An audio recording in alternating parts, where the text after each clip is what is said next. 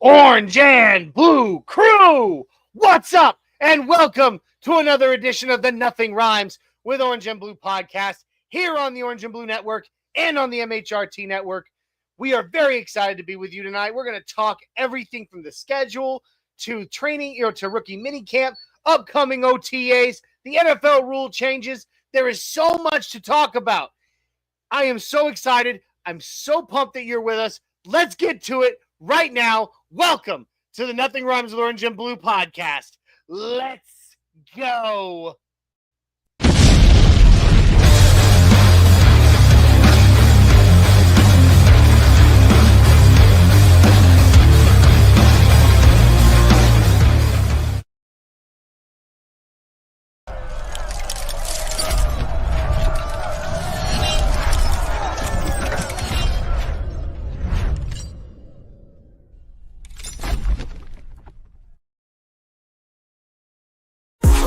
Smooth, the pins to chew, breaking down plays about to debut. Never pride in every view, nothing rhymes with orange and blue. Bright lights of my heart in our view. Nothing rhymes with orange and blue.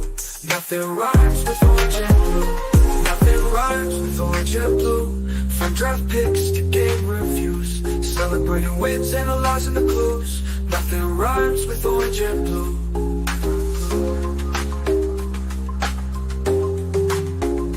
Nothing rhymes with orange and blue. No orange and blue. Nothing rhymes with Orange and Blue podcast.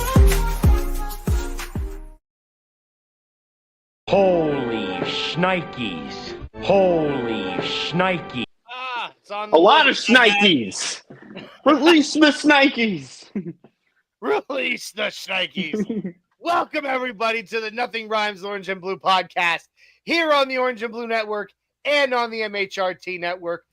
I'm Johnny the Mile High Viking Baki. With me, as always, with a much more sterilized backdrop, is my cousin, my childhood best friend, and my co-host, Jay the Dream Weaver. Weaver! What's up, cuz? How you doing tonight? I'm doing pretty good. I guess I did kind of notice without all the shit in my back here, it does kind of look like I was sent to like the padded room, like the all-white room where you just like sit there in one spot. But it's doing good, man. No, you don't sit there in one spot. It's the padded room for a reason, man. Like, get some. It's true. Touche. It's my first time, okay? I've always thought about that, man. If I ever got sent to the padded room, and I've come close, dude, I'd just be throwing myself around the room all day long until I fall asleep. Yeah, dude, I've thought about this. If I was in solitary like that, in that regard, I feel like I would have like some sock puppet animals going at me when someone would walk back in. It would go deep. You were kidding me. I was wondering when you would come back. I could entertain myself for hours, man. See, I envision myself being like Ed in Good Burger, like, whoa, Dex, look, the walls are padded. Look what I can do. Just bouncing off the walls in circles. Like, oh, man, that's funny. Terrific. That's funny stuff. Anyway, guys, welcome to this week of Nothing Rhymes with Orange and Blue podcast on the Orange and Blue Network and on the MHRT Network. If you haven't already, or if this is your first time here, please like, subscribe, share, and comment on YouTube, Facebook, Twitter. Check out the audio version of our podcast on all your favorite platforms. Also, make sure you ding that little notification bell, too, so you know when any of our content goes live and you don't miss any of it. Also, check out our sister station, MHRT Network, YouTube, Facebook, Twitter, Twitch, even on Instagram. Like, subscribe, share, comment there as well. We'd greatly appreciate it. Tonight's show, as always, but possibly changing soon, or being added to anyway. This show is brought to you by Dubby Jitterless Energy Blend. You can see the link in the bio below, Dubby.gg. Jump on over and check out Dubby. This stuff is absolutely delicious. I'm absolutely sure Jay doesn't have his canister with him right now because he's moved everything out of that room. He's moving. But, Shucks. excuse me. But Dubby comes in a multitude of delicious flavors. Some new ones even. There's even a new one now. I think it's called Dub Punch or something like that. Or something like that. It looks great. Dubby comes in all these amazing flavors. It's got the caffeine you need to kick you in the ass and get you going at the start of your day and keep you going throughout your day without the jitters or the crash later, because Dubby has no sugar. It also has no calories. It has no maltodextrin. It has no artificial fillers, no artificial colors. It is nothing but amino acids, B vitamins, and nootropics to keep you sharp throughout your day as you go about your day. And the caffeine in Dubby is derived directly from the coffee fruit. So it's as natural as it comes, really tasty, get you started, get you through without the jitters or the crash later. It's one hell of a dub. So we're going to make that dub even sweeter by telling you to punch in code NRWOB10, NRWOB10 at the checkout. Get yourself the dub. All right, Jay. So, man, it's been a pretty busy week, huh? Yeah. There's been some happenings in the world of Denver sports, the likes of which we're sad about, but it is what it is. Yeah. It was interesting to see Michael Malone on ESPN tonight. He was brought in to be an analyst, and kind of strange to hear his real thoughts and opinions on things. So very cool. Turning the tides. Got my Avalanche shirt on. You know, I'm just. I was wearing an Avalanche shirt most of the day, and then I switched to my my Knicks attempt, kindergarten style attempt at a Broncos logo shirt. So, but it's I feel like I'm bidding a farewell to hockey and basketball for the year here, and like truly moving on. I'm moving on right now. I'm in the process of. Yeah, it was Sunday was painful, and I will give our Nuggets this, man. They played with everything they had left. I mean, left nothing on the court, in my opinion. Yeah. Jokic did everything he could. Aaron Gordon playing on a grade 2 calf strain. I mean, dude, by the way, a calf strain, or not calf strain, hamstring strain. Same injury that Dre Greenlaw had a couple weeks ago, but much more Mr. Nugget out there, saying, no, screw this. It's the playoffs. I'm not sitting out. He was limping. He couldn't jump. He couldn't block it. And then MPJ, he's been nursing that shoulder for weeks. Can't even lift his left arm above his head. Everybody went out there, put in everything they had left. It just wasn't enough to get us to the next level. And even if we got to the next level in that condition, there is no way we would have stood a chance against Minnesota. None whatsoever. No, it was our time. We literally had AG on one leg, Michael Porter Jr. with one arm, no coach, no GM. Like, just think of all four of those elements. Jamal Murray with the flu.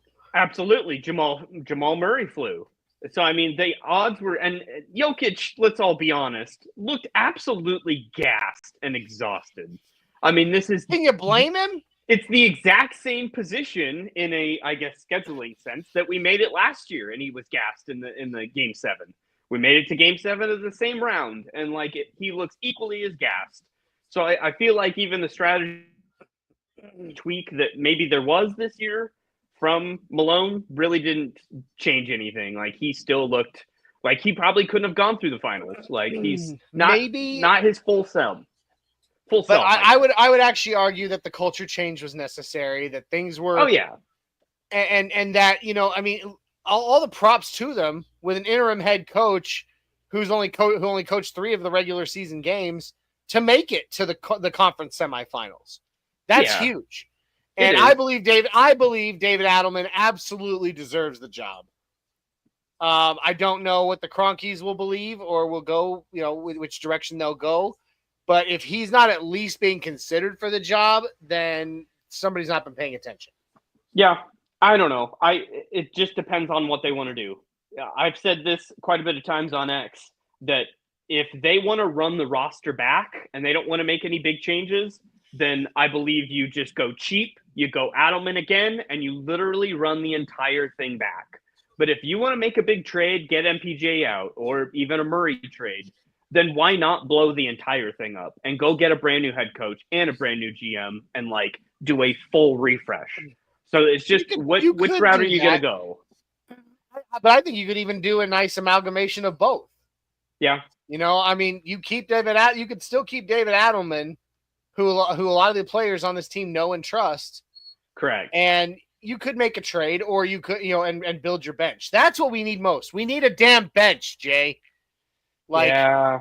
Russell Westbrook is great. Okay. I love, all the respect to the man, but at times he is on fire. At times he's a liability, and he's the only one, except for a few flashes here and there from like Julian Strawther coming off the bench doing something special.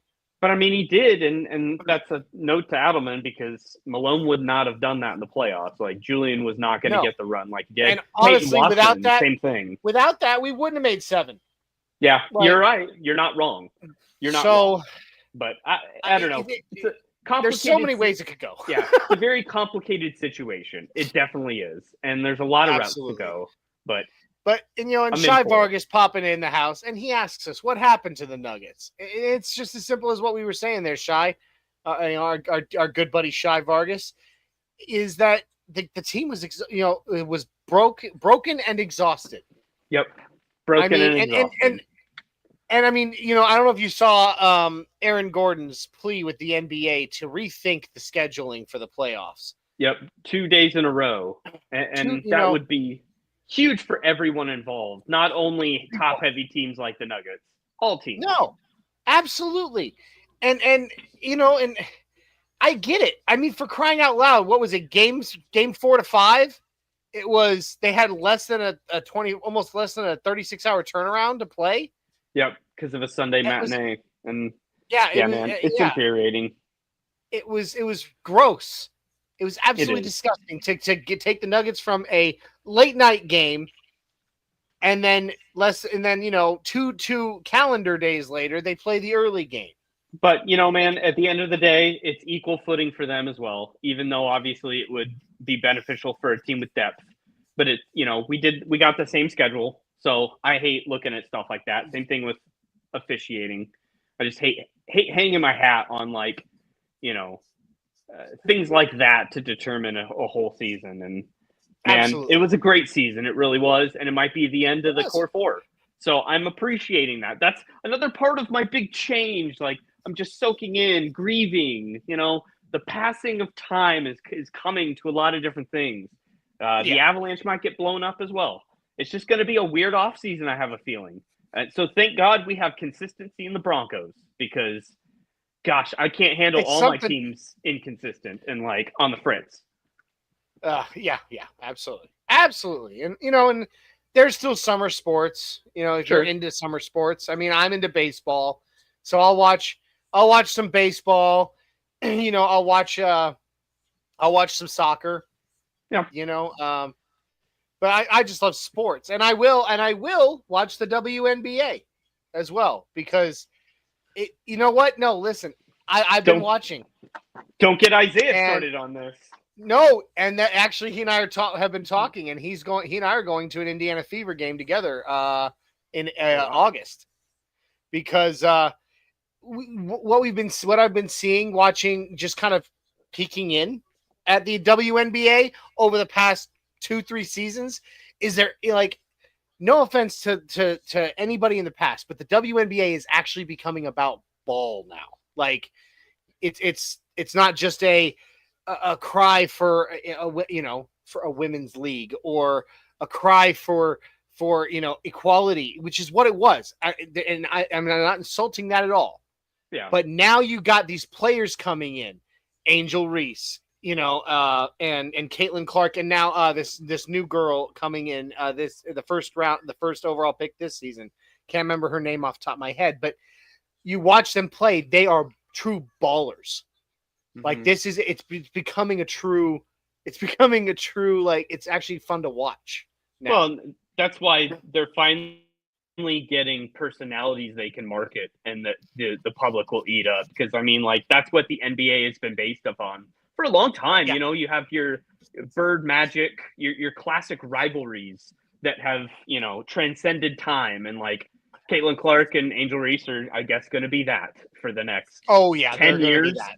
10 years they're going to milk that rivalry. Hockey did it with Ovechkin, Crosby. Yeah, absolutely. Just what they do. It is, and it's fine. I'm excited about it. I'm going to Indiana Fever, and I think for now I'm going to claim that as the team that I'm going to root for, not because of Caitlin Clark. Honestly, I know that a lot of people are going, "Really, Johnny? It's the bandwagon is loading up." What it has to do with, simply what it has to do with, is that's the team that's closest to me.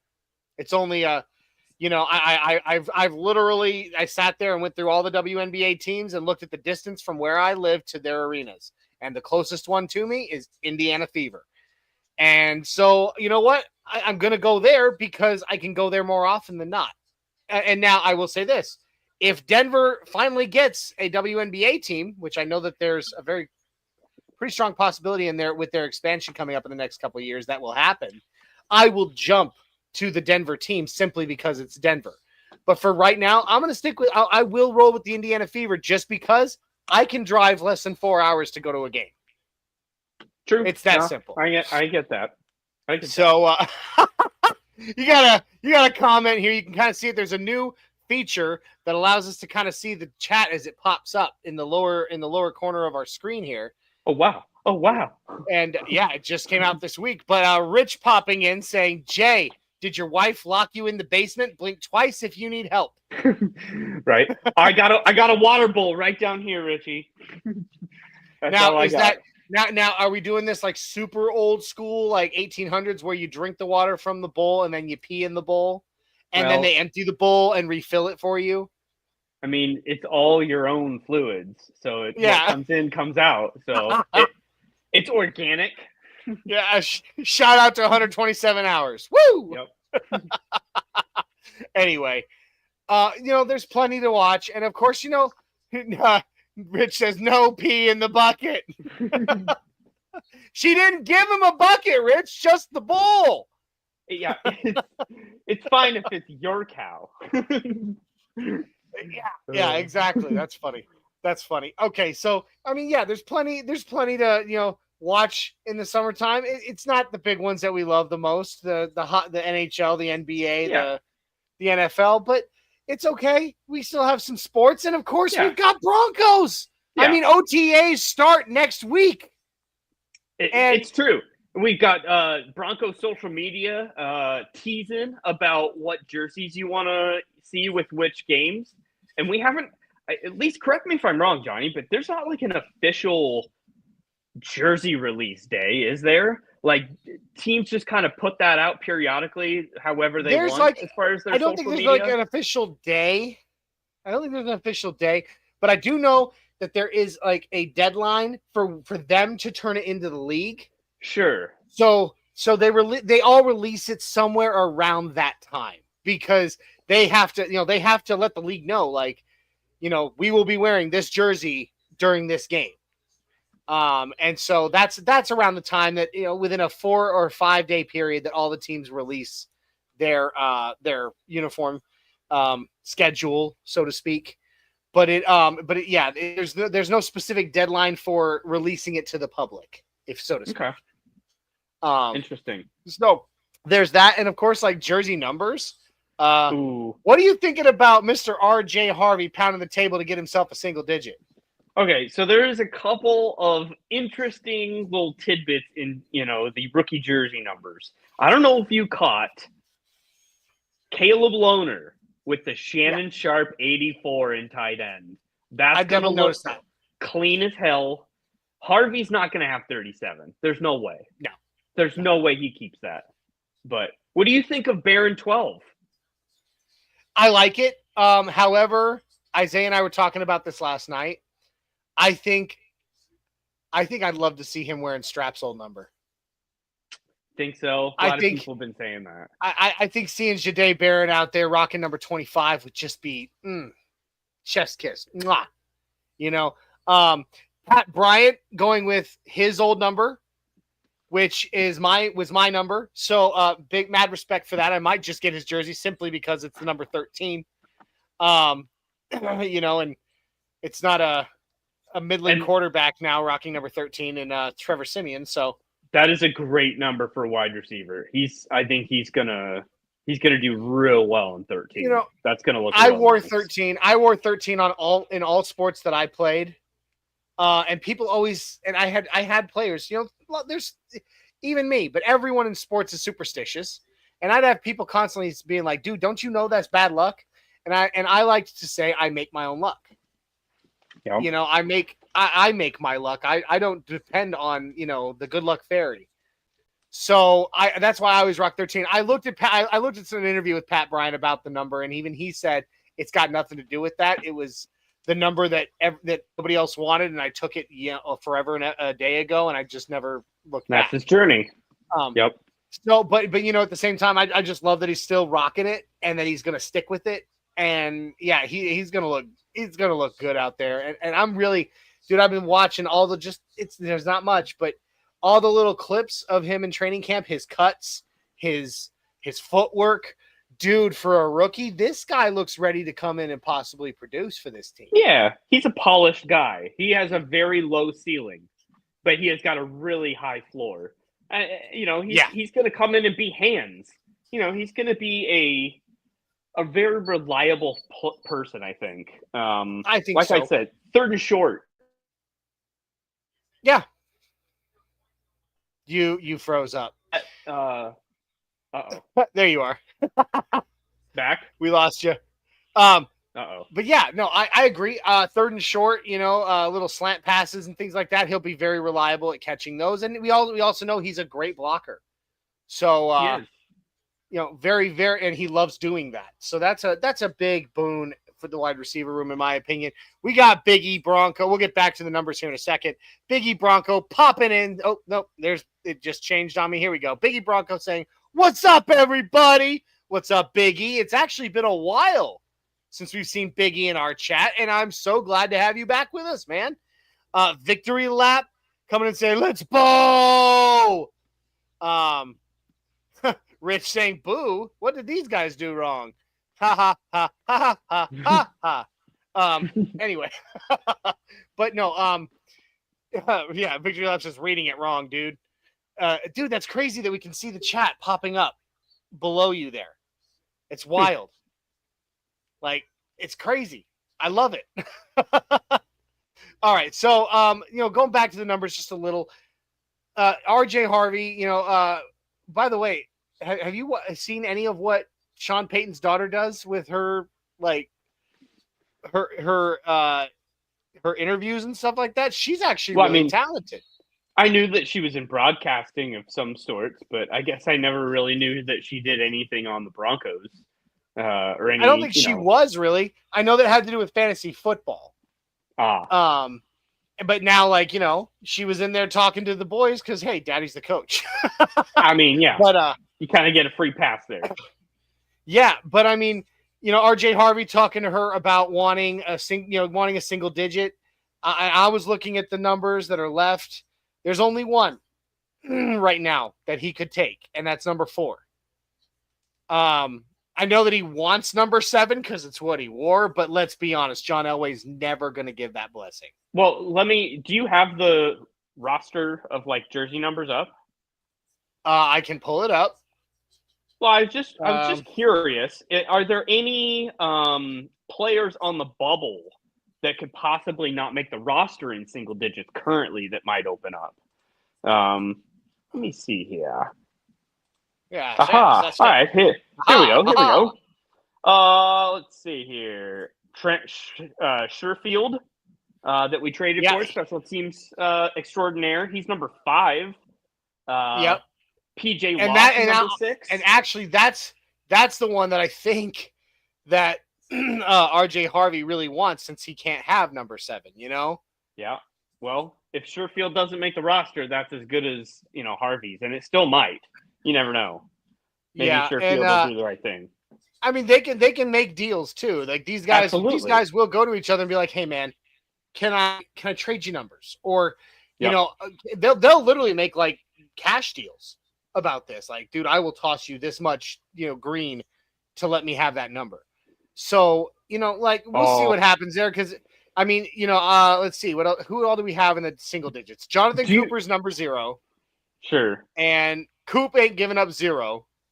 Let me put out a couple tinfoil hat people that might be on the roster bubble that would be terrific running back numbers for him to switch to. Michael Burton, fullback, number 20. If that is a on the fence, you're cut, and that opens up, 20 would look great on him. Another one that I would throw at you, Blake Watson. If he is not on the roster, 25, I thought has always looked really good for a running back jersey. And I mean, who knows what running backs will actually make this now that we're, adding to it and just kind of seeing what we got. I don't know. That'll be an interesting thing, I think. I think so. And I'm looking at it like, how often do, get back to the single digits just real quick. Mm-hmm. You got Jonathan Cooper in 0. He's not giving up 0. Nope. I mean, his last name has 2 zeros in it, no, he's going to stick with it. Evan Ingram is number 1. He wanted that number. He asked for that number, and that is his number. Yeah. And I don't think he's going to give that up to a rookie running back. We obviously PS2 is number 2. That is going nowhere. Yep. Will Lutz is rocking number 3. I mean, not going anywhere. I don't think that's going anywhere. You already said Trent Sherfield wearing number 5. PJ Locke is wearing number 6. If you think it's possible PJ Locke is riding the bubble, I don't think so. But I don't think he is. I don't think he's. And Jarrett Stidham's number 8. That's an interesting one. I don't think Stidham has. I don't think, at least in his past, Stidham had any true connection to the number 8. It wasn't like the number he wore all through high school and college or anything like that. He maybe could talk to if he ends up getting named like the starting running back.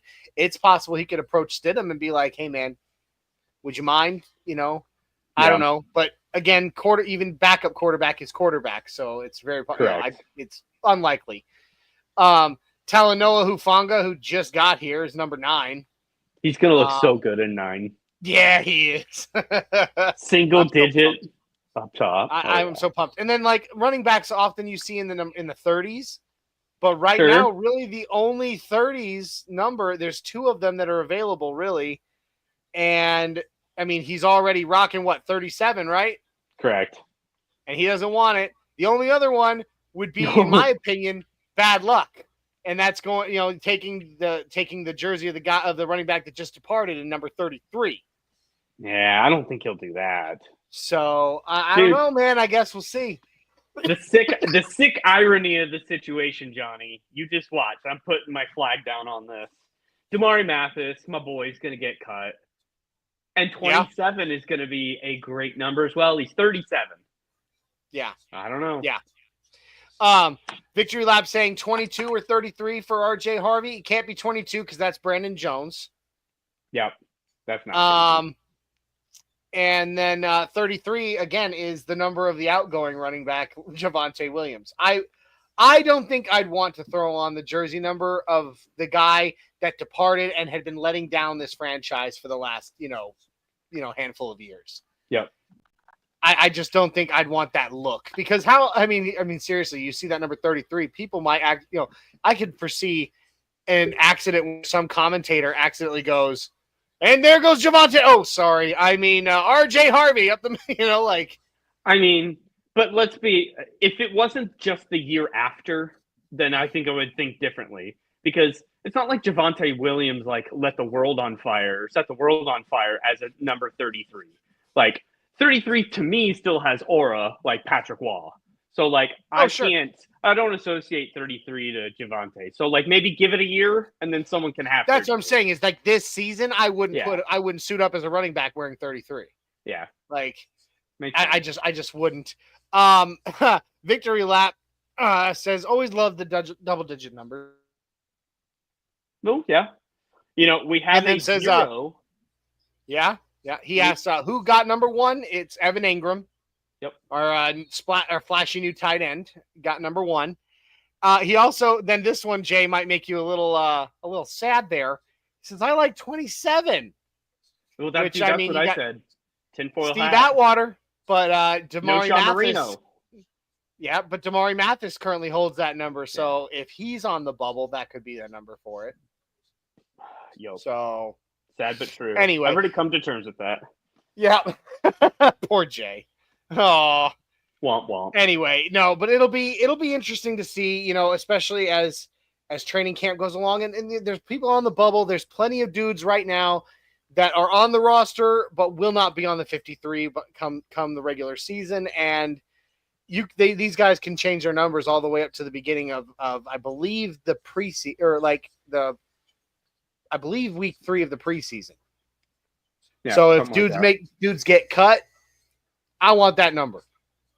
It's, you know, so we'll see changes. Oh, Bonkers Broncos is in the house saying, poor Jay. You and your Womp Damari womp. Mathis love. Look on the bright side, Jay, you still got little Debbie. That's Wait, true. no, maybe not in solitary confinement, though. That was on Mundungus' shirt tonight. I always notice. Let's see. Big E says my favorite numbers are 3, 8, 7, 23, and 88. I don't think anybody's going to get to be 88. Number of infinity. Yes, Yeah, but I think, excuse me. You know, I was going to ask. We do have a 0 in Jonathan Cooper, but we don't have a 00. Can you do that though in the NFL? I don't know. Can you do that in the NFL? I don't think you can. What? I mean, is that reserved for the mascot? Well, I mean, Miles is 00. He is. Can't steal that from Miles. I don't know, man. Like I don't think they allow it. I think when it comes to single digit numbers, they don't put a 0 in front of them. Because then you'd have dudes be like, I want to be 7. Yeah, well, I'm gonna be 07. 07. You know, like yeah. You know, and then then that next guy that comes in, a giant Bond fan, is like, I'm 007. What's up? You know, way too creative. Can't happen. Let's see. Big E is asking, can we guess who his favorite numbers are for? Well, obviously 88's DT. 7 is Elway, without a doubt, I think. I'm gonna pull up his comment there. The 3. Jason Elam? No. It's got to be 30. Did you say 30? No, 3. He said 3, 8, 7, 23, and 88. Interesting. 88 and 7 are definitely have to be for DT and Elway. Sure. 3, the only really prolific Allen Broncos Iverson. player I can think of. Yeah, as far as the Broncos go, I'm guessing based on Broncos, is Elam at number 3. 8, that number was worn by Kubiak, Bubby Brister. Can't think of any other prolific Broncos wearing 8. Frank Tripucka might have worn 8 though. No, he's Or was 15. it? No, Craig. No, 18. Sorry. No, that was Craig. Wasn't that Craig Morton? No, you're right. Frank No. Tripucka's 18. Frank, So I'm thinking Craig Morton. Peyton. I Yeah. think Craig Morton might have been 8. Okay. Oh, okay. He's letting us know right here. He said Dale Earnhardt Jr., Elway, MJ, and Dale Earnhardt Jr. I didn't know you were that big of a NASCAR fan, Biggie, or I would have started guessing that direction. Yep. The That 23 makes a lot more definitely made sense for MJ. I mean, let's be honest. Everybody who ever wears the number 23, you think of Michael Jordan. So anyway, love the numbers talk, but we're gonna move on from that. We'll hear a lot more about it as the offseason goes along. Tonight, don't buy your jerseys right now. Yeah, definitely don't. I mean, unless it's an established player. Yeah, unless it's. I mean, don't buy rookie jerseys. I'm finally getting my Bo Nix navy blue jersey ordered. Nice. So I'm gonna get that. But as far as like if I want some of these, young bucks that I really like, I think I might get a Talanoa Hufanga, Jay, just because I was so pumped. I was so hyped about the prospect of getting him here, and when we got him here, I was. You heard me. You remember? I was like, "Oh, how about me? I said it." Yep. But no, that was your guy. That was my guy, and I think he's going to be something super special on this team. So I think I might give me a Talanoa Hufanga and a Bo Nix this year because I didn't get Bo Nix last year. So, let's be honest, I can't afford more than 2 jerseys in a season. Well, I didn't want to get burned by another terrible quarterback Not saying I thought Bo Nix would be terrible. I just wanted a year under my belt to just I get it. make sure. Like, I get it. So it's time to pull the trigger. Can I just say I'm glad I never bought Paxton Lynch? See, I did. I bought Paxton. Oh, and I Jay. thought it was the coolest thing in the world, man. We had a pirate for a quarterback, and he like did dances and stuff. That was pre-Drew Lock, before we knew what like a run or a quarterback that could rap was. I'm sure Paxton Lynch rapped, no question. Oh, probably. I think he also drank. I also think he drank a lot of spiced rum and rested his knee up on a lot of things. Of course he did. He looked like Captain Morgan, dude. He looked like Captain Morgan. He was something else. But then let's just put that taste out of our mouth, like gross. Later, Gator. Yeah, and obviously hindsight 2020, buying a Russell Wilson jersey before he took a snap. Terrible miscalculation. Yeah, I have my Russ jersey hung in the closet as well. Terrible. Well, it was at that moment he realized he fucked up. Yep. Let's ride. But anyway, moving on a little bit. Let's hit NFL rules. So right now, as of earlier today and tomorrow, the owners are meeting in Minnesota. And they are ruling on the rule changes. And there's three really now that they're still, because they already voted on some of them earlier this year during the owners meeting. This one, this thing I believe is pretty much just a meeting for this purpose of voting on these rule changes.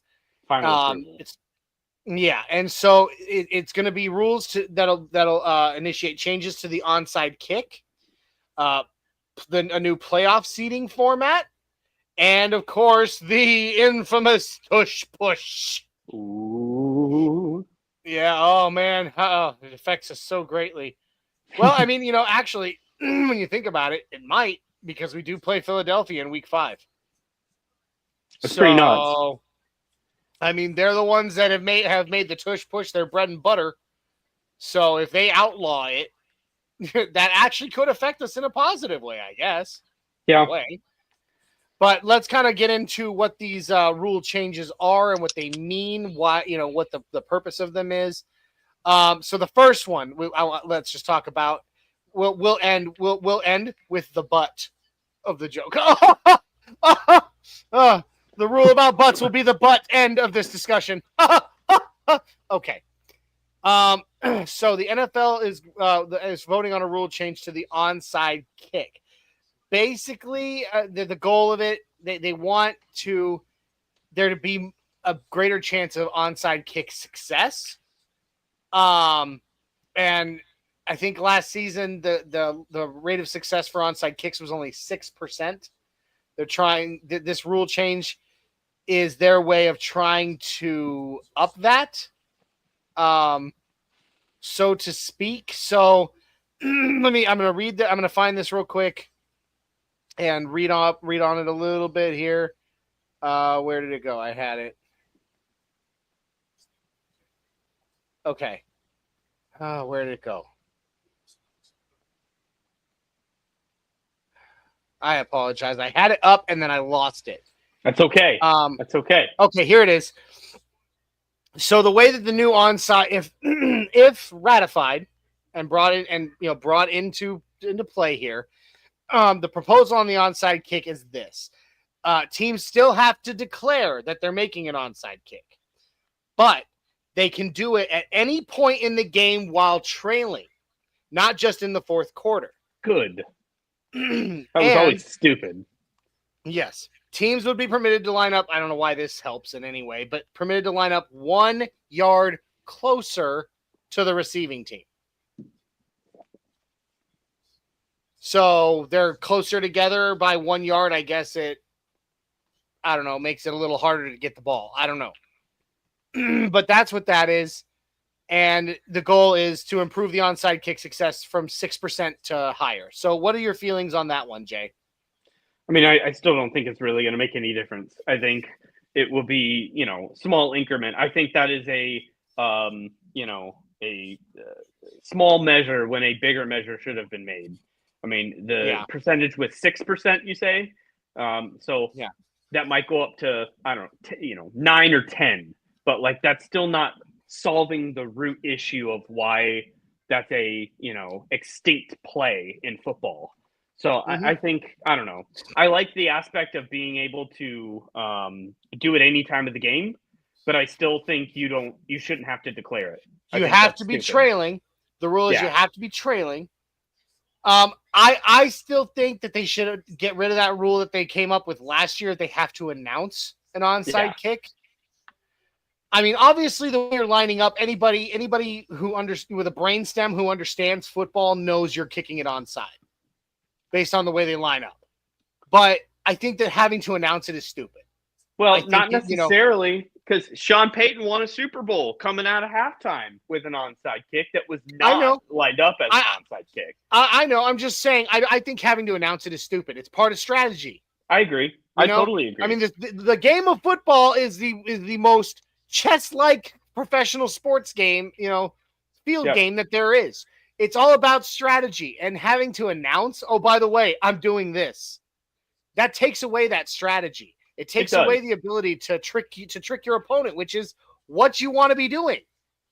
So I don't know. I wish they'd get rid of that, but that's neither here nor there. That's not what's being voted on right now, so it doesn't matter what I think. Yep. But I agree with you. I don't think it's going to really get to the root issue. They still will be terrible conversion rates, like kind of a meaningless play. And Biggie Bronco, I see your comment, brother. I'm going to pull it up when we get to that part of the discussion. Victory Lab says it agrees with me. Announcing is lame AF. It is. It is. It's stupid. It's stupid. And our coach has a skill set to be able to take advantage of that. It's a specific disadvantage to us, even compared to a lot of other teams. Right, absolutely. But I mean, we'll see. We'll see what happens. Maybe next year they'll be like, you know what, that was kind of dumb. Who knows? Things change with rules in the NFL every single year. So we will see. Now, moving on to the next rule change. This one comes from the Detroit Lions. And it basically, it's a playoff seeding proposal that would rank teams based solely on their regular season records. So each conference will send a total of 7 teams to the postseason. That doesn't change. 4 division winners and 3 wild card teams, which are non-division winners with the best remaining records. So it doesn't necessarily mean that it doesn't have to be. It's not all about division. And the tiebreakers will only be used in the event that there are 2 teams with identical records vying for that spot. But it doesn't matter if you went up against the AFC or the NFC, so to speak. Does that make sense? Like now it will no longer matter if you won a bunch in the AFC, but a bunch in the NFC, but didn't win enough AFC games to make it. It's if you have the better record and you're one of those wild card teams that didn't win their division and you have the best record, you're in. Yeah. So, Jay, thoughts? I think it's a no-brainer rule that should be changed. I've always thought it was stupid that a 500 team that wins their division hosts a game in the playoffs against a far superior competitor. This way, you don't necessarily eliminate divisions because at the end of the day, the scheduling of your team should be still predicated on divisions.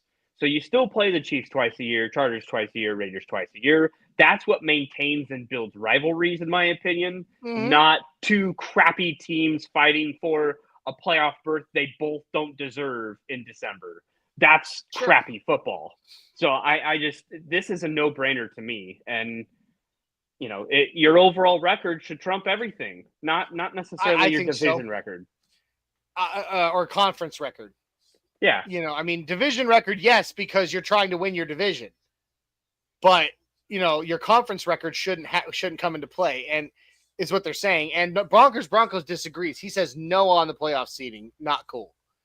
Bonkers, let us know in the chat why you like it in its current format. Like, what is the reason that you'd prefer to keep it where, like Jay said, teams that, had, abysmal records, but maybe had a, horrible division. Horrible division. Just let us know. Why is it that you think, I'm with Jay. I love the idea that division winners, that the division winners, all 4 from a conference, get into the playoffs, period.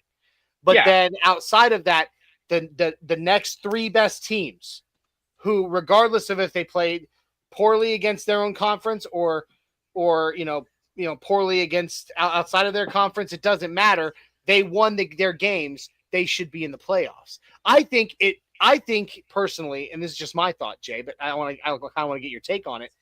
I think that absolutely would breed better playoff football, better teams against better teams. Yeah. Well, ultimately, I just think it shouldn't be a reward for a crappy team that just so happened to win their crappy division to get a home game. I think a third place team in a crazy, really good division like the NFC, that's why the Lions are doing this. The NFC North was that. The Packers, the Lions, and the Vikings were all fantastic teams. And there's no reason Minnesota shouldn't have gotten a home game. But the NFC South, for instance, got a home game. Tampa Bay. I believe Tampa Bay was the division winner. I don't see that. But I think Minnesota won like 2 or 3 more games than Tampa Bay, but had to go on the road. The teams that get in the playoffs don't change with this new rule. It's just reseeding with the same pool of the teams that would make it regardless. So that's why I say it's a no-brainer. It doesn't change the playoff teams. I don't know. It will be interesting to see what they come up with. We've got a kind of a interesting opposing viewpoints popping up right now in the chat. Shy Vargas just comes in and says, "I can't wait till football season." We can't either, Shy. My God, I can't. It's coming. It's so close I can taste it. Yeah. But then Victory Lap or Bonkers Broncos says boo to that rule change. Victory Lap says or maybe he's just saying Bo. No, maybe he is the secret boo Broncos. We just don't know. I thought you said go, Bo, go. Oh no, Bonkers! Have you been boo Broncos all along? Whole time, our resident Orange and Blue Network troll. But just kidding. But Victory Lap saying that change might make sense, and I think it does. But Big E says, I think they need to leave it alone. Division and division. He says no need to change what works. But then he also throws in, I think the AFC and the NFC championship game should be on a neutral field, not the team that has the number 1 seed. And on that note, I absolutely agree with you. Yep.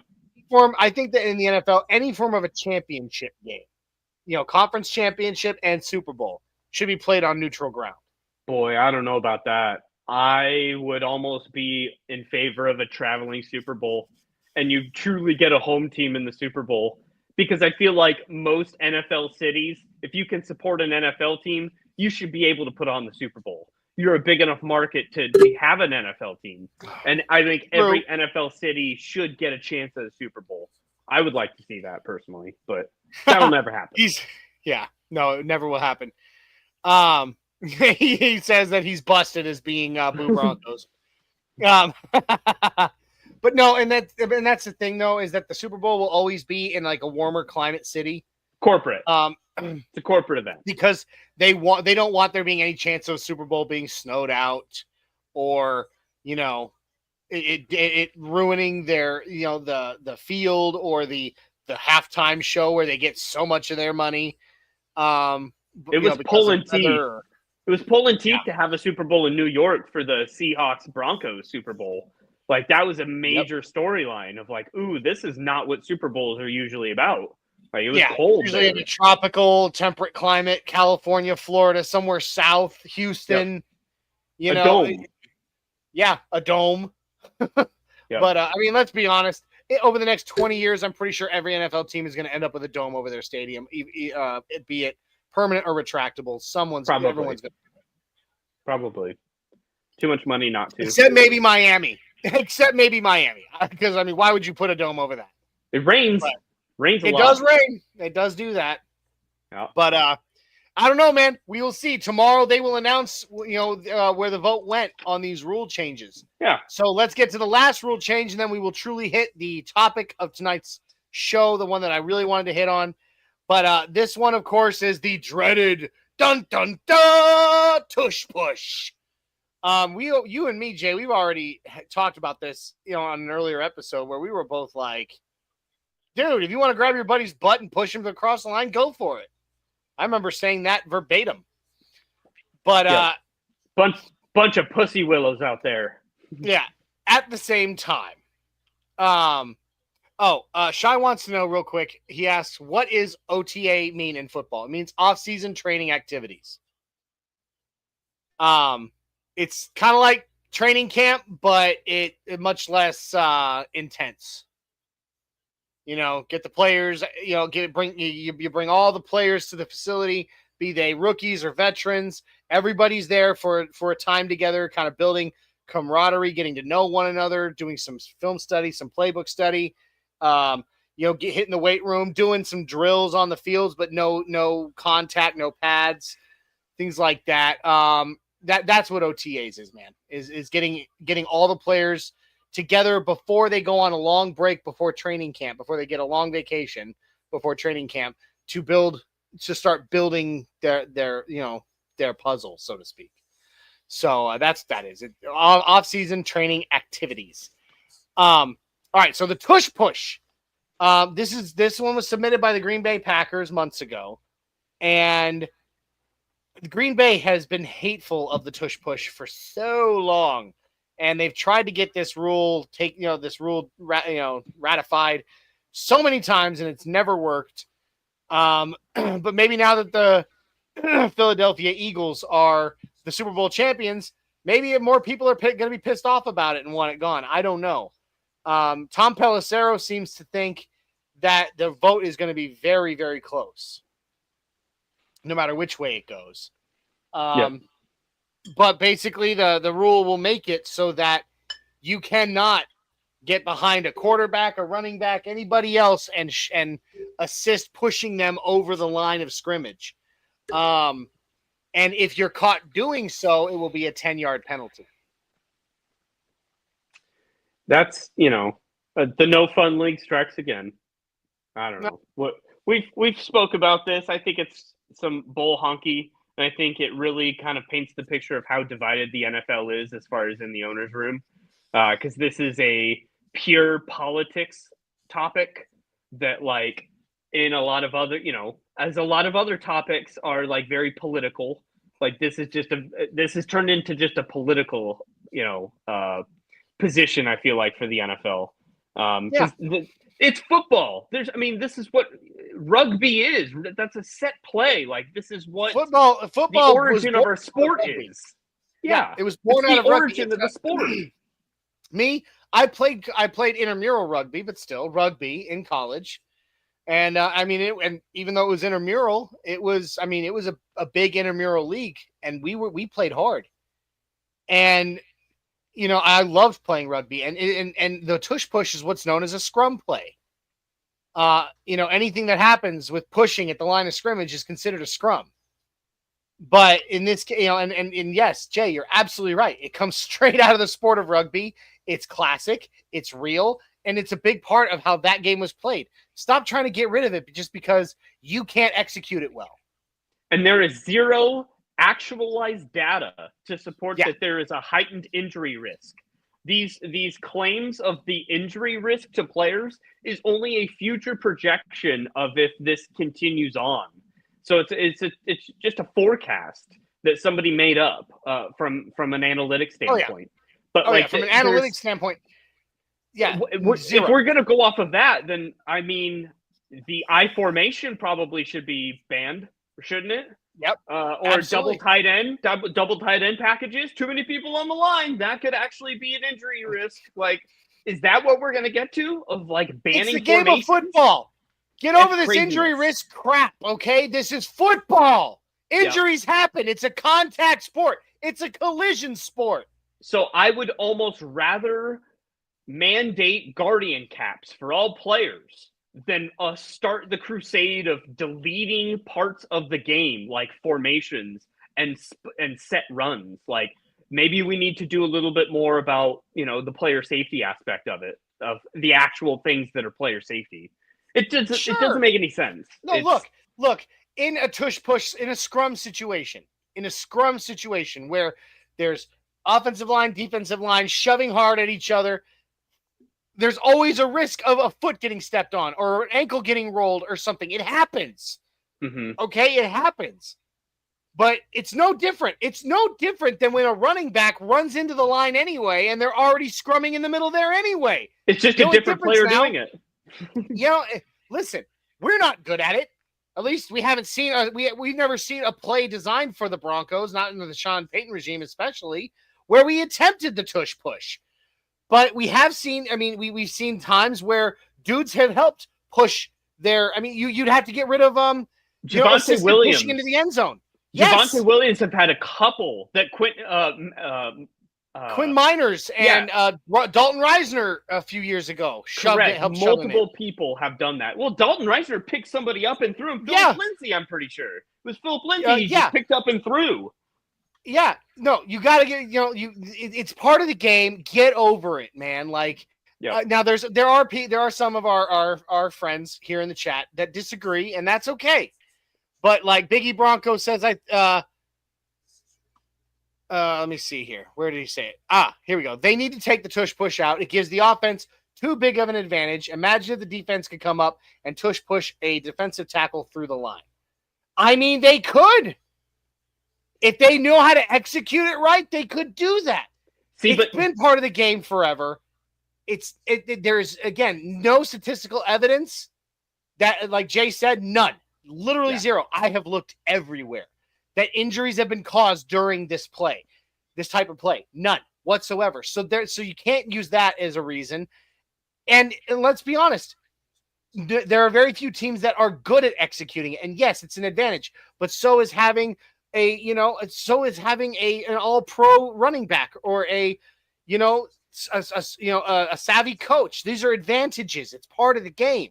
Sounds like you need to invest in interior linemen and have a package specifically sought out in your playbook for personnel of like, all right, this is tush push personnel. So I'm going to put 5 DTs in, and we have to carry 5 DTs because we have to defend the tush push. I got tush pushed in both football and rugby. Okay, both of them. That's how the game evolves. Roster building. It's always been this way. It's always been this way. And I love you a lot. Nothing but love and respect, Big E. We love you, brother. But I disagree vehemently. It's been a part of the game since the game became existent because it comes out. The game was born, like Jay said, from rugby. It's a rugby play. It's part of the origin of the sport. Like, right now there's only one team that can execute it well, and that's the Philadelphia Eagles. And them trying to get rid of this is just them being petty and pissed because their personnel can't execute it well. No, the Packers are one of the worst. One of the worst executing of it. And that's the thing too, is I understand your point about the defense trying to push a defensive player across the line. But again, it would have to be a very specific play designed for the defense on that. And they'd have to know exactly what was coming, because there would be no point to push a player through like that. I don't know. All the respect and love, but disagree. Do not get rid of it. There's no point in it. And I don't think they will. I honestly think the vote will go to keep it because nobody, to be honest, except for a couple of teams, nobody really gives a shit about it. Yeah. It is interesting. It'll be interesting It to is see very how the interesting. vote goes. Yes, it will. But we will find out tomorrow. Yep. So we'll see. All right. Time to move on. Let's get out of rule changes. We're done with that. It was fun. And now it's time to kind of hit our title topic of the night, which is breakout candidates for 2025. Jay, I want you to go first. I think we should each give 3 dudes. Okay. Offense, defense, it doesn't matter, but one at a time, or even special teams. I really don't. It doesn't matter. 3 dudes that you think are poised to have a breakout season and become. I'm not going to say prolific, but become essential to the Denver Broncos game. Sure. Please. So my first guy has had some opportunities. He's been injured off and on, but his group is going to allow for an insane amount of opportunities to succeed this year. And I'm talking about the outside linebacking room, and specifically I'm talking about Jonah Ellis. Jonah Ellis, I believe, is poised to make a huge difference in rotation with Jonathan Cooper. I know Nick Bonito is going to be on the radar of everybody this year because of how big of a breakout star he was last year. So I just personally think offenses are going to take notice and they're going to scheme to him. But everybody forgets about the other side. And so I think Cooper and Ellis could absolutely eat, but I think specifically Ellis is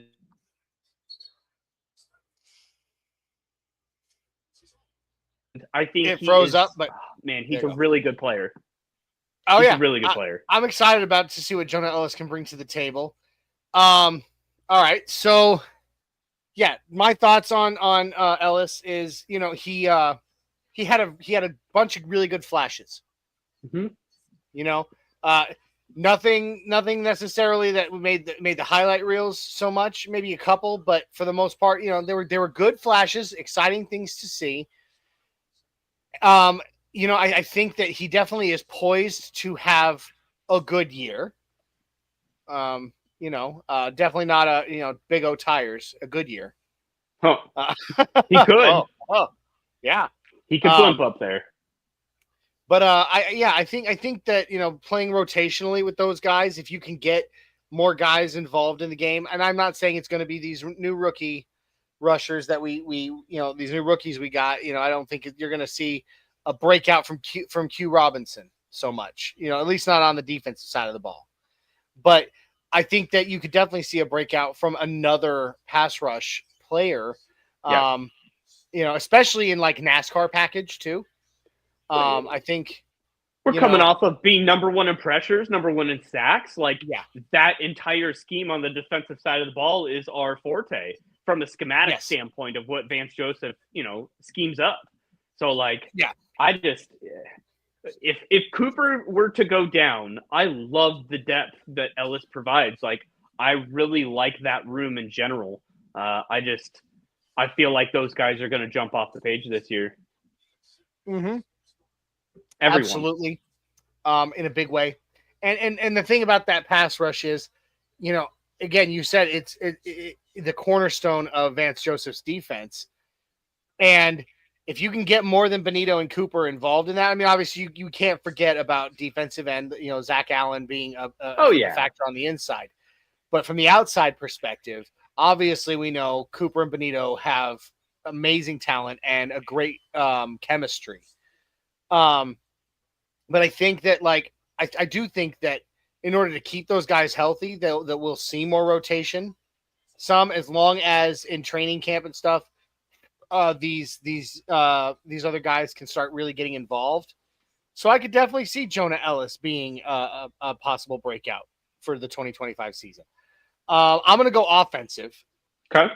And I'm going Devon Vele. Ooh. That's a good one. It's easy to be breakout over the defense right now because the defense is it looks so stacked.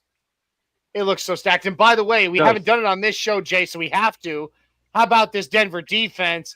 Guys, if you haven't already seen me do this, we came up with a name for the Broncos secondary that we believe based on paper, how powerful this secondary is going to be, we don't believe that they should be, using a recycled name like Fly Zone 2.0. No, we believe they should have their own name, and we will be sharing this often and loudly in order to make this a thing. The Denver secondary, cell block D, baby. Prepare to get locked down. That's right. Welcome to Cell Block D. Here's a story. No, guys, help us out with that. I'm going to be putting it up on Twitter. Help me, help me by sharing it out there because we want to make that a thing. We want this secondary to be known as Cell Block D, locking them all down. So, anyway, back to my pick. I'm sorry, I got off topic. Devon Vele. He looked like he was going to be something super special in the preseason and even, the first 2 games of the regular season. Then he got hurt. He got that rib injury that kept him out for, 7 weeks? Mm-hmm.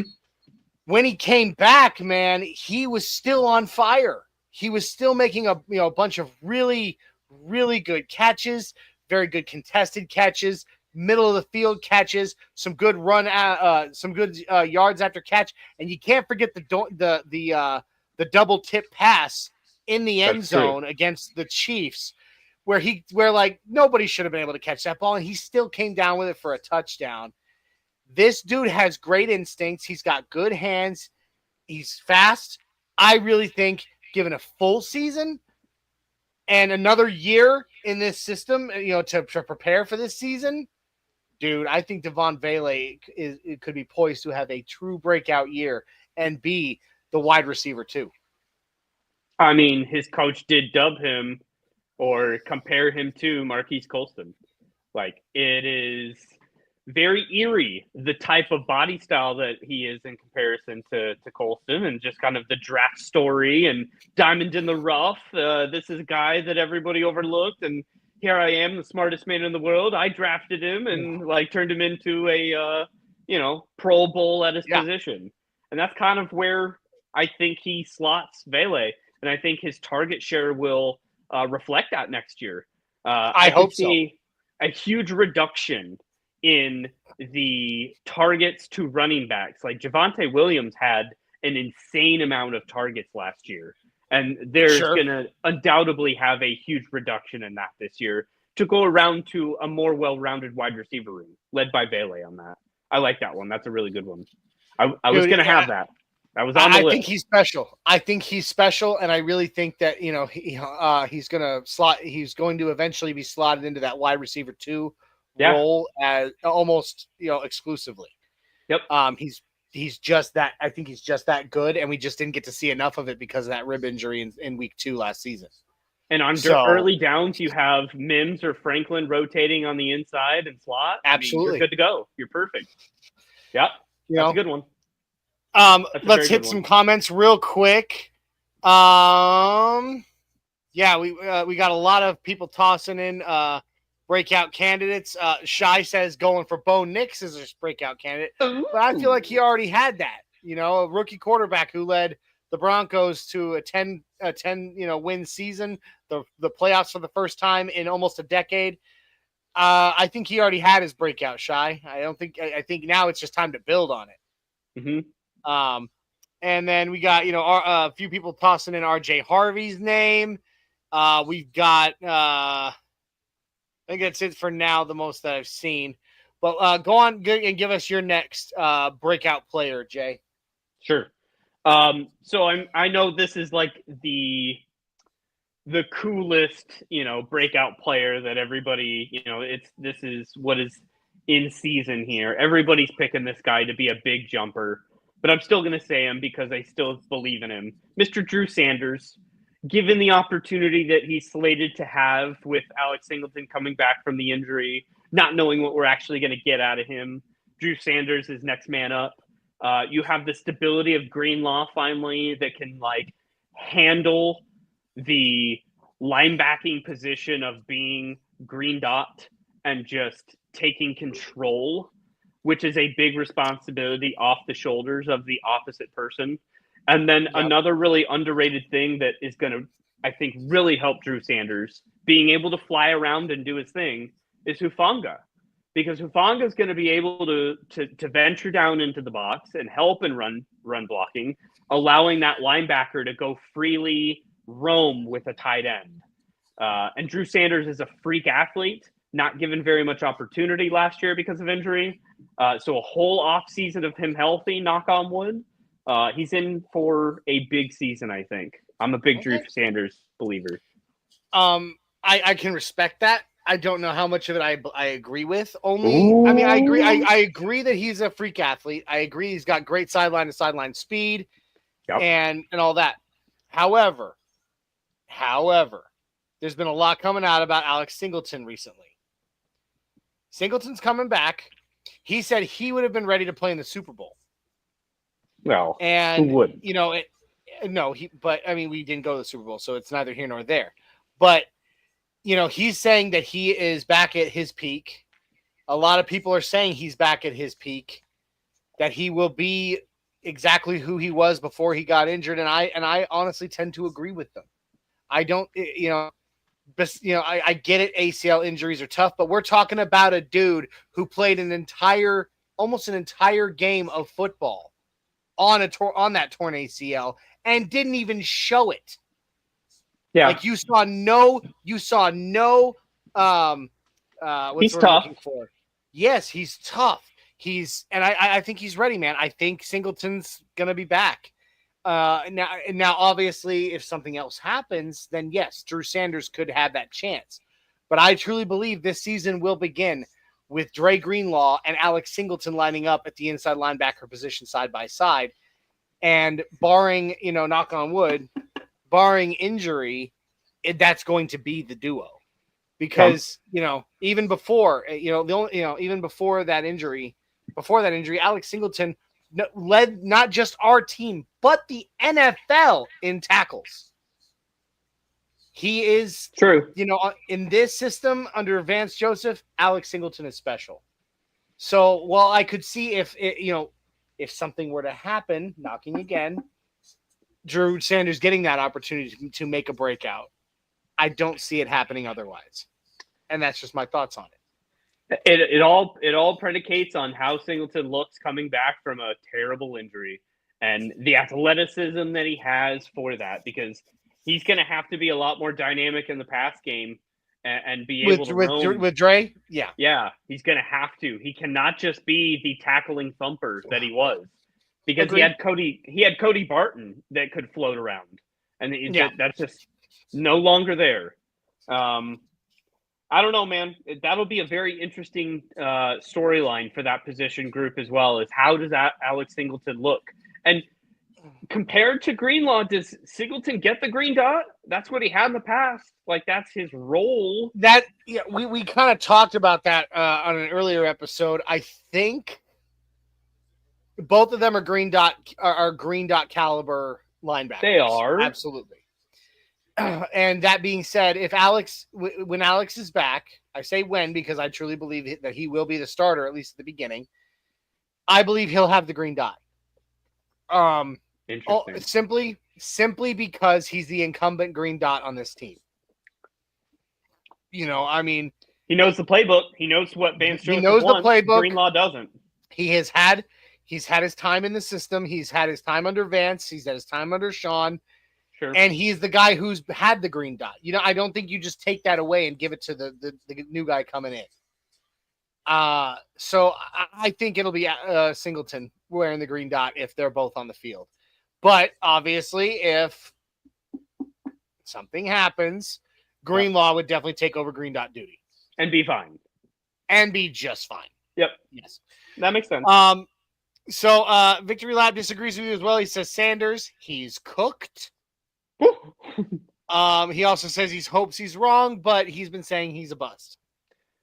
Hey, another aspect is the kid finally gets to play one position and is set on one position. Absolutely. They effed around with him way too long to be an edge rusher. How stupid was that? That was dumb. That was very dumb. But that also could have hampered what he could have been, an inside linebacker too. Yeah. So We'll see. He's got potential. Potential. Yeah. Billy Timmons, my buddy, popping in saying, "Good evening, fans," with his beautifully framed signed Bo Nix jersey that he declined to send to me, even though I asked. How rude. I know. Oh, so selfish. Just kidding. Love you, Billy. Jack Kenna, our resident Raider fan and the Raider host of the Wild Wild West podcast on MHRT Network, says, "I hate to say it, that Denver could win the AFC West." Yeah. Woo! I love that. I love that. Hey. When a Raider fan and a Raider host says something like that, you listen. Hey, and I will trade compliments with him. I think there's a really good chance the Raiders will not be the last in the division. I think the Raiders are going to surprise some people.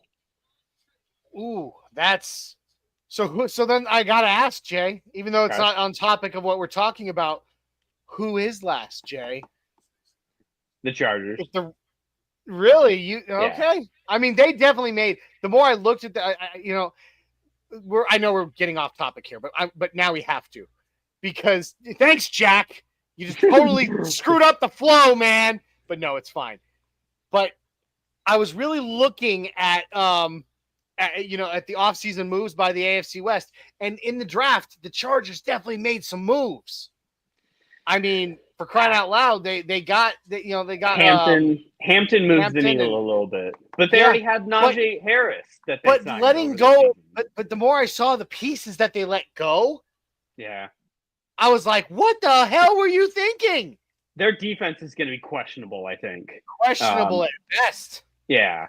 They're going to have to put up a lot of points to compete in the modern NFL, and I just don't think that's the Harbaugh way. So something's going to have to give for that team, and I think they are a team that doesn't have an identity to the pieces quite yet, because Harbaugh is so different than everyone else. It's going to take him time, just like it did Sean Payton, to purge and to build again and get his guys in, and they're not there yet. Yeah. I agree. I mean, I was really kind of worried about the Chargers, and I'm not sleeping on them, but I think that they're going to be easier to beat than the NFL is giving them credit for. 4 interceptions in the playoffs? Come on. Justin Herbert is so overrated. Oh God, seriously, what's the guy really done? He hasn't done anything. He really hasn't. Not even really in college. No. We obviously have the better Oregon product. Yes, we do. I agree. I agree wholeheartedly. Not just because I'm wearing the orange lenses. I mean, literally look at Evan Ingram to answer the question. He had a choice: Broncos or Chargers. He went and visited with both. He watched film on both, and in the end, he said, "I want to play with Bo Nix." Yep. Not Justin Herbert. Well, and Evan Ingram he's young. He's not young. I mean, the guy has been in the league long enough now to know who he wants to play with. Well, and he said he would rather have Sean Payton compared to Jim Harbaugh. Agreed, but still, I'm just saying, like, you had that choice. He made the choice of the Broncos for a reason. It's true. So he's been in the league long enough. I think he knows what he's looking at. But, I guess just to get back, I just was saying people underestimate Geno Smith, and Geno Smith isn't like the world's best quarterback in the world, but like he's going into a system he already knows, and they're going to go pretty quick. Like there's not going to be a learning curve. Except for Pete Carroll, because it's hard for him to roll the wheels of his chair around on the sidelines. Boy, he can smack that gum, though, at any age. Oh. Yep. All right. And a lot of people absolutely loving Jack's point of view, saying keeping it real, Jack. I respect that coming from a Raiders fan. Biggie Bronco says, Jack, I think you're right, brother. I think the Denver Broncos fans are also going to get a Christmas present with a sweep of the Chiefs. Ooh. I love it. Hey, our network on last week's mega show, schedule release mega show, we called a sweep of the Chiefs this year. We called it. That'll be an interesting, let's see if we're consistent with that. That's questionable. Well, Christmas night, man, it's gonna be so tough. It's gonna be such a hard game. Yeah, Jack kind of said it right here. To the point we made, Chargers offense got better, their defense got worse. Yep. And our offense got better, and our defense got even better. Yeah. So yeah, we're good. Yeah. All right. So my turn for a breakout player. I hate to go same position as my last one, but I can't really help it on this one. Marvin Mims. Mims. The thing about Marv is I think he is probably one of the most gifted athletes on our team. And what the problem for Marvin Mims over the last 2 seasons, we saw him begin to break out last season because Sean Payton and Vic and Joe Lombardi. I almost said Vic Lombardi because I've got the basketball game in my head. But and the Joe Lakers' Lombardi, daddy. Yeah, finally started to realize or to figure out how to properly utilize him and use him. And in your point earlier, Jay, you talked about Mims lining up on the inside. I think from that position and now that they know how to use him and know how to use him well, I think he's just gonna be a menace. I'm talking like Wes Welker level menace in the slot. Put him in the slot and suddenly you're seeing Bo Nix being able to hit all over the field. And I really think Marvin Mims, he's already a Pro Bowler 2 times, but technically, yes. Now I think it's possible that for wide receiver, slot wide receiver, that's Mims? That's Z. No, that's Z. Yeah. Then there's YXZ. Yeah. I don't know what I'm thinking. I'm dumb. The Z receiver position, I think he could, after this season, hot take, if you want to, he could make the Pro Bowl as the Z at the Z position for this year. That'll be tough. It will be tough, but I think he could do it. I think he could do it. So there you go. Okay. So what do you Marvin Mims true breakout year? Well, we'll see what he can do from a route running standpoint. The dude can fly, obviously. I still want to see him in a lot of more dynamic packages out of the backfield like we saw. Some nice little bubble screens. The old DT screen where, with the flank out. Yep. I want to see some dynamic stuff out of him, man. I don't think he should just be Z. I think he could be successful in that, but I think it's real easy to rotate him around, whereas like Franklin is not to that caliber quite yet. And I think Franklin is you insert in Z and let him run, and that's it. Like that is the only thing he can do. That's his one trick pony.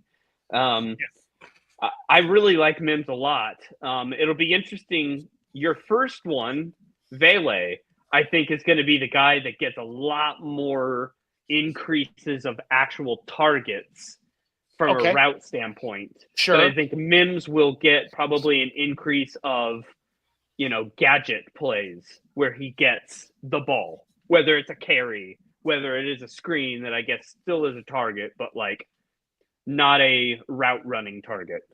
So same thing, I guess, but that's a good 1-2 punch that you got there for both guys. I mean, I don't know. I believe that we saw them both start to break out last season. I think that this season is the season where we see them truly break out and be like getting their names mentioned on SportsCenter and stuff like that. You know what I mean? Yep. So I like that a lot. All right. Let's see. A couple more comments. Billy Timmons said, I'm leaning more towards Kansas City, given teams are figuring out their weaknesses and exploiting them at being the bottom of the division. See, I thought about that for a hot sec, but I'm not that bold. There's a little bit of humility that we have to have about the Kansas City. You still can't under-account for Patrick Mahomes. Yeah. They're not going to be like a 12-13 win team, but they're not going to be a bottom dweller. No, I mean, we'll see. Who knows? The AFC West, dude, right now, again, it's crazy. It is. How many directions the AFC West could go this season. Yeah. I can see it. Okay. Jack wants to ask us a question outside of our topic right now. He says, when the first round pick was taken, so Jahdae Barron, what was our first gut reaction? He said he loved the pick. Honestly, we were on a live show, and you could go back and watch it. We were kind of shocked. I can't speak for Jay. You were on that show, though, weren't you? I was. Yep, I was there. All of us were actually like, kind of gut reaction, instant reaction was like, what? Jaw drop. Really? Yeah. Because, Omarion Hampton was still on the board. Jihad Campbell was still on the board. And we had been saying earlier in the show, if Jihad Campbell drops to 20, you run to that podium and get him. So, what I think instant gut reaction was shock. After that, I went to the bathroom and I took a piss. And while I was doing so, I started thinking about it because I'd watched a lot of film on Jahdae Barron before the draft. And I was like, you know what? I actually ended up kind of being the guy on that show during the course of that show who was like, guys, think about this for now. Like, I'm actually kind of excited about it now that I've had a few minutes to digest it.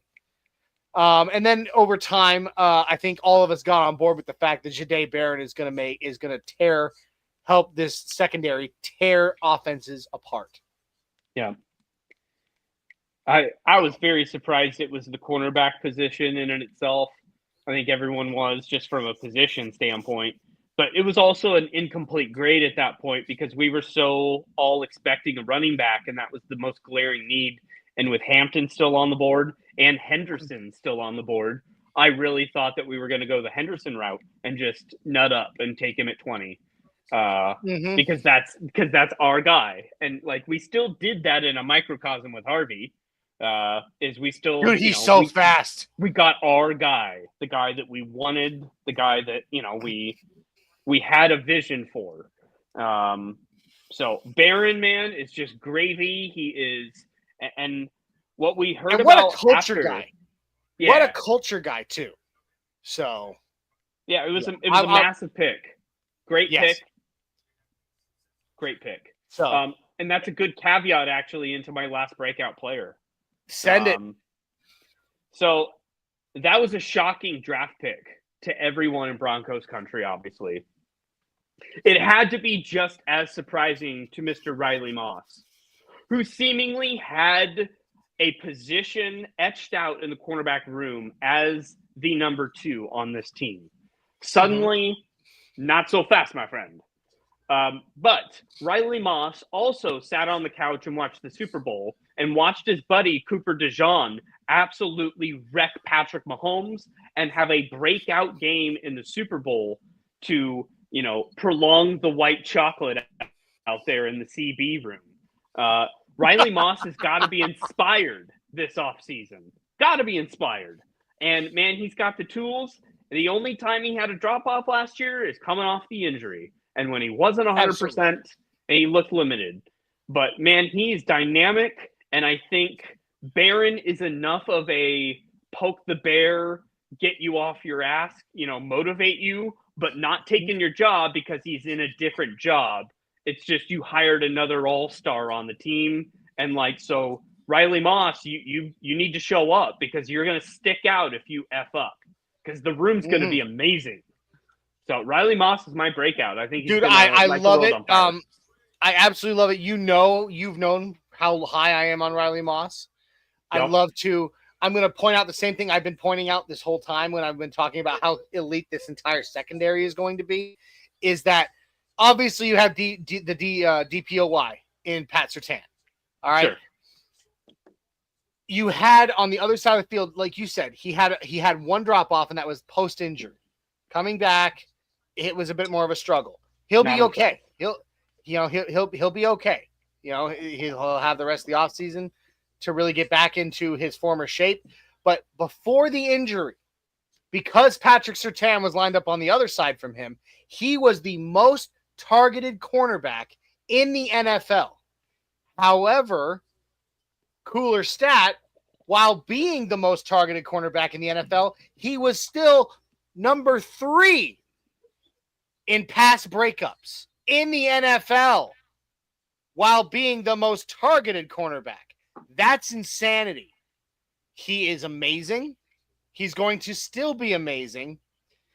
And like you said, I think not only is the drafting of Jahdae Barron a way to kick him in the butt and make him step up, but I think it's also should also be it's a boon to his game, because quarterbacks are going to be going frantic trying to figure out where to place the ball. Because you're going to have PS2 here, you're going to have Riley Moss here, you're going to have Jahdae Barron roaming the center, you're going to have Talanoa Hufanga giving you trouble, you're going to have Brandon Jones finally getting to be the free safety that he really is, roaming the field, looking to disrupt. Quarterbacks are going to be making a lot of mistakes, in my opinion, a lot of mistakes against the Denver Broncos this season. Boys, I was going to say, if Brandon Jones leads our team in tackles again, I'm going to go crazy. You have Dre Greenlaw on this team now. That's not going to happen. I hope. But the point I'm making, quarterbacks are going to be a little more frantic trying to get the ball out somewhere. Yep. And that's going to give Riley Moss a lot more chances to really show what he's made of. So I like that. I love that, Jay. That's great. And you actually stole my next one. That was my next one. So it's okay. It's okay. I forgive you. The next one is probably going to be an unpopular one. Ooh, hiss. Well, it's because, everybody always gets on me about my love of the special teams. Oh my gosh. Don't tell Mike Camilleri. I don't care. No, I'm not going Will Lutz. Okay. I'm not going Will Lutz. I'm not losing points on this one. Hang up the phone. No, and real quick, I gotta hit this one real quick because Jack kind of pops in and says no fly zone. ... Jack, I don't know if you were here earlier for it, but I'm gonna throw it up there. Orange and Blue Network, we don't like recycling names. All right, we don't like going no fly zone 2.0. So we came up with our own name, and we are going to bully Broncos Country into making this the name of the Denver Broncos secondary this season. And that is, we came up with this ourselves, and I am so proud. Cell Block D, baby. Prepare to get locked down. That's right, Cell Block D. Make it a thing, Broncos Country. Make it a thing. All right. No, it's not Will Lutz, Jay. It's not Will Lutz. Are you seriously gonna go this route then? Oh, I absolutely am. Oh my gosh. I absolutely am. I'm going with rookie 6th round pick punter Jeremy Crawshaw. Yes. Look, say what you want. It's not sexy. Okay? I get it. I absolutely get that. Not the sexy choice. But, dude, special teams is so freaking important. It is so important. Bo Nix and the offense are going to be moving the ball this season. We know that. But there are going to be times that they're going to get stopped. It happens to everybody, okay? Let's just be honest. And when that happens, you want a punter that can absolutely pin teams, put the ball where he wants it, and affect the game. And guess what? Based on everything I've read, everything I've seen, all the research I've done on this kid, Jeremy Crawshaw is that guy. All right? We're talking a guy who can put, an Aussie rugby kicker who can drop a football on the head of a pin. He can punt 65 yards consistently, and he has a hang time of 5.5 seconds. Dude, you're putting that ball up in the air for 5.5 seconds. It doesn't matter who you are. That special teams, that special teams kicking unit is in your face by the time that ball is dropping back to earth. I think he is going to, when it counts and when we need him to, he is going to affect the game greatly. And I believe that he could become, like a household name at the punting position. I understand it's not a sexy one. I understand that. But I do believe that he is probably one of the most underrated picks we made in the draft. And I think he could really be something very special. Interesting. I am today years old, Johnny, when I learned that you hate the Denver Broncos offense because I don't believe Wow. the punter will really even be on the field. Okay. Okay. I believe that it is a wasted draft pick to even draft a punter. I understand the field position game. I understand that it is crucial to have a punter. I just, man, I do like the whole Aussie side of life of that he is a technician in the punting style. He's not just a big thumper that like can go like punted extremely high like Marquette King used to. He's a specialist, and that's a really important thing to directionally punt and to make sure that you can get it out of bounds and not allow the opposing returner to even see the ball. For a lot of teams, some teams it doesn't matter. Some teams it matters all the most because that can swing momentum in a whole game. Absolutely. When you said special teams originally, I thought you were going to go Will Lutz because, you know, he's amazing. But I thought also, how can you That's break not out breakout, though. He's been so consistent. There's nothing breakout about it. He had the best kicking season in Denver Broncos history last year. So how can you break out more than that?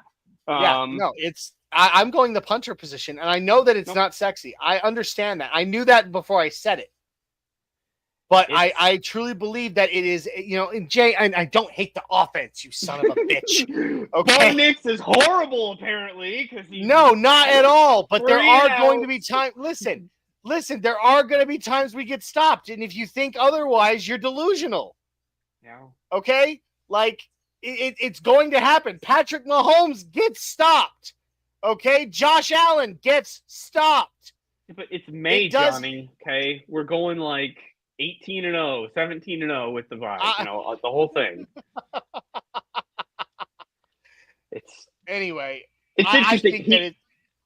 He will definitely be breakout star of the facial hair because that mustache is glorious. Some good looking stuff. I mean, I want to eat that mustache to absorb his powers. Yeah. I mean, and by the way, and I don't roll that way, man. But that Australian accent, dude, when he interviews. That dude's got a good speaking voice. Yep. Like, sure does. Yeah. Speak for me more, Jeremy. Speak more. Say more words. But anyway, no, I like it. I understand that, you know, you probably could have gotten him outside of the draft. Like, you could have. It, you know, I get that. I get what you're saying about the 6th round pick. I do. I really do. But it's over. It's done with. It's happened, and with that thought, I think he'll break out. You know, as the special teams do. I do. Makes sense. So, was that 5 or is that our 6th? Because we're running a bit over time. That's all our right. 6th. So there it is. 6th round pick, sixth breakout player. And we're gonna get ready to roll out of here. Jack Kenneth says, yes, Cell Block D sounds like a bunch of criminals. Yeah, except that in this case, they're the CEOs. Because they're gonna lock it all down. That's right. Uh-huh. Hard stuff. And then guys, with that being said, it's the end of our show. We've had a great time talking about rule changes and numbers and jerseys and all that stuff, and of course our predictions for breakout players. This has been a fun episode. At this time of year, it's difficult to find things to talk about, so when we find something fun to talk about, I really enjoy it. Jay, thank you in the midst of your move for making yourself available to be here tonight. I really appreciate it. And Lord knows, I just like Shai Vargas has said multiple times on show, I cannot wait for football season. I know you're in the same boat. Guys, if this was your first time watching, or if you have not already, please jump on over, find us on YouTube, Facebook, Twitter, on wherever you find your favorite podcasts, audio podcasts. Like, subscribe, share, comment, ding the little notification bell so every time we go live, you know that we are and you don't miss it. We'd really appreciate that, guys. Also, share it out there. Let the world know what we do, who we are, what we do, because we think that what we have is pretty unique and a lot of fun. Also, make sure that you jump on over and show some love to our sister station, MHRT Network, YouTube, Facebook, Twitter, Twitch, Instagram. Like, subscribe, share, and comment. They would greatly appreciate it as well.